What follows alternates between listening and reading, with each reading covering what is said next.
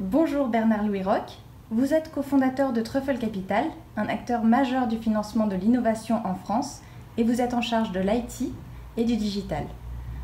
Nous nous rencontrons aujourd'hui pour une interview thématique portant sur la parution ce jeudi 11 mai de l'édition 2017 du Truffle 100. Rappelons à nos téléspectateurs que le Truffle 100 est le palmarès annuel de référence des éditeurs de logiciels français.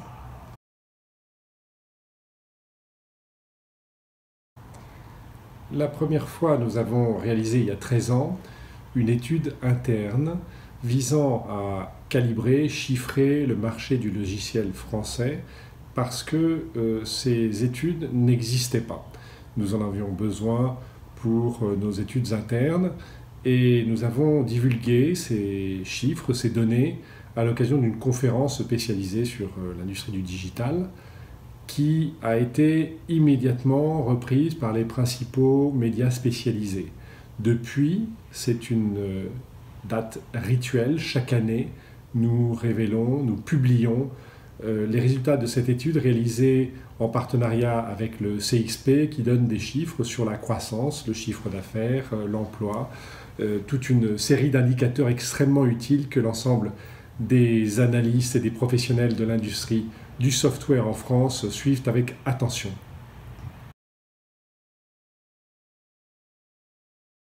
C'est une très belle édition, c'est un bon millésime, puisque avec 7 milliards 9 d'euros de chiffre d'affaires, une croissance de presque 10%, presque 14 milliards d'euros de chiffre d'affaires total si on inclut les services non liés au logiciel. C'est une année de forte croissance, une année de conquête. Parallèlement, l'investissement dans l'avenir, l'investissement dans la recherche et développement est extrêmement soutenu. On parle d'1,2 milliard investis l'an passé dans la recherche et développement par l'ensemble des 100 premiers éditeurs de logiciels français. C'est très conséquent et c'est le même chiffre, c'est assez corrélé avec celui des profits. L'industrie est pérenne puisqu'elle est profitable, elle est même très profitable, avec 1,2 milliard d'euros de profit.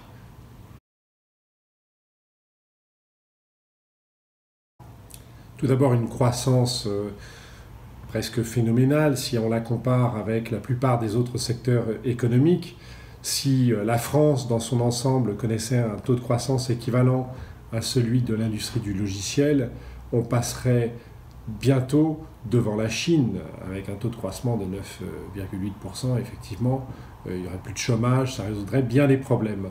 Il y a aussi la création d'emplois, beaucoup de création d'emplois dans le domaine de la recherche et développement, qui sont des emplois qualifiés et qui sont rarement délocalisés.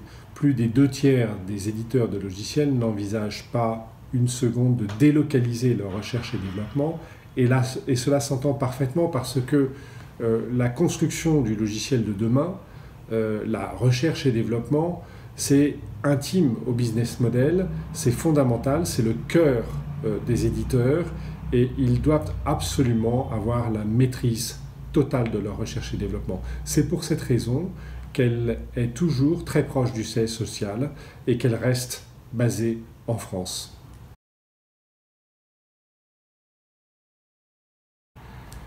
Le Truffle 100 est le palmarès des 100 premiers éditeurs de logiciels français.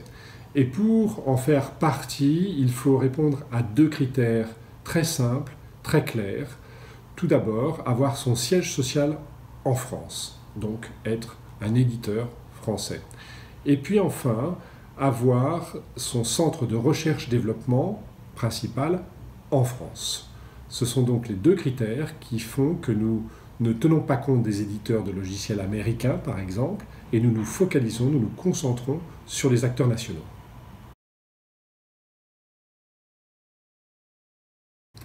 Un dynamisme exceptionnel, année après année, des taux de croissance très forts, une profitabilité qui rend l'industrie tout à fait pérenne, une foi en l'avenir tout à fait manifeste et renouvelée chaque année par des investissements sonnants et trébuchants dans la recherche et développement, dans la création d'emplois, dans les produits du futur.